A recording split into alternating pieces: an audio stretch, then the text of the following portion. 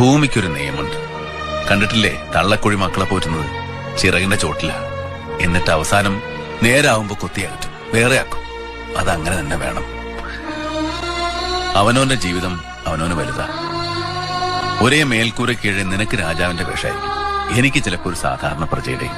അതൊന്നും പരസ്പരം വെച്ചുമാറാനോ മാറ്റിക്കളിക്കാനോ പാടില്ല, പറ്റില്ല.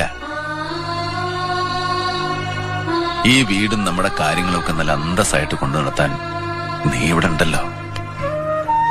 ബന്ധങ്ങളുടെ കാഴ്ച കണ്ണുകൊണ്ടല്ലോ മോനെ, മനസ്സുകൊണ്ടാ.